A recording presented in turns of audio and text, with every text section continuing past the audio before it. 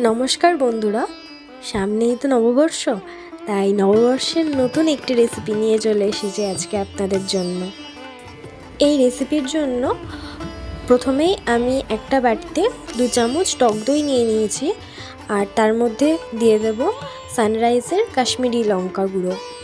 দইটাকে ভালো করে কাশ্মীরি লঙ্কার সাথে মিক্স করে নেব। আর সাথে আপনারা দেখতেই পাচ্ছেন আমি একটা বাটিতে টমেটো, পেঁয়াজ আর অল্প একটু রসুন ভালো করে বেটে নিয়েছি। এখানে আমি বড় সাইজের আলুগুলোকে এভাবে 2 টুকরো করে কেটে নিয়ে ভালো করে সেদ্ধ করে নিয়েছি অল্প লবণ দিয়ে।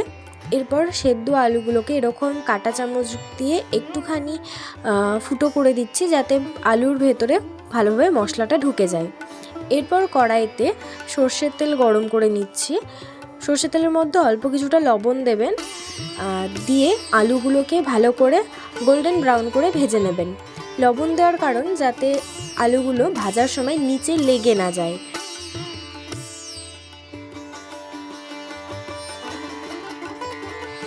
আলুগুলো যেহেতু সেদ্ধ করাই আছে, তাই ভাজতে বেশিক্ষণ সময় লাগেনি। মিডিয়াম হাই হিটে আলুগুলোকে আমি এরকম গোল্ডেন ব্রাউন করে ভেজে নিয়েছি।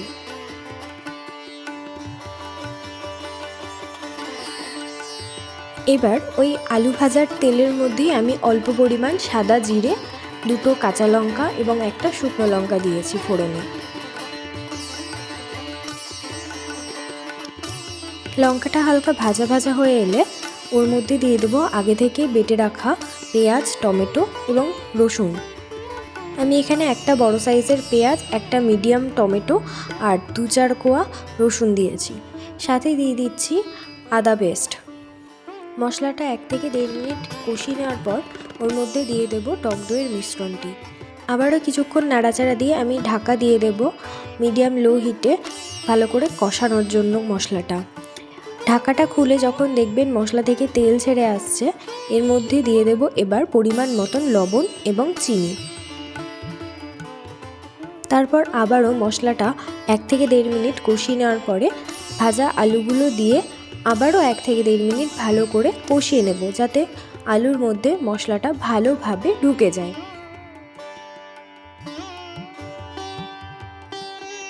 আলুগুলো দেওয়ার পর ঢাকা দিয়ে আবারও কিছুক্ষণ মশলাটা ভালো করে কষিয়ে নেবেন।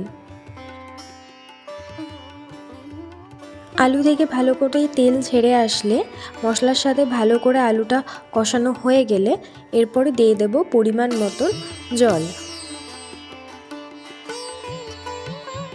আমি এখানে হাফ কাপের থেকে একটু বেশি পরিমাণ জল দিয়েছি। আলুগুলো তো প্রথমে সেদ্ধই রয়েছে, তাই বেশি পরিমাণ জলের প্রয়োজন পড়বে না। আবারও কিছুক্ষণ আমি মশলাটা এবং গ্রেভিটা ঢাকা দিয়ে ফুটিয়ে নিয়েছি।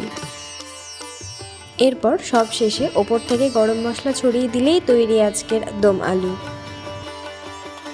আর ওপর থেকে গার্নিশিংয়ের জন্য আমি দিয়েছি অল্প একটু ধনেপাতা কুচি।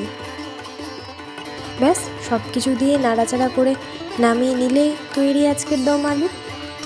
নববর্ষের দিনে পোলাও হোক কিংবা লুচি বা সাদা ভাত, যে কোনো কিছুর সাথেই এটি খেতে অমৃত লাগবে। তাই দেরি না করে নববর্ষের দিন এই রেসিপিটি অবশ্যই বাড়িতে বানান। আর নিচে কমেন্টে লিখতে ভুলবেন না কেমন লাগলো আজকের এই রেসিপিটি। নববর্ষের প্রীতি ও শুভেচ্ছা সকলকে।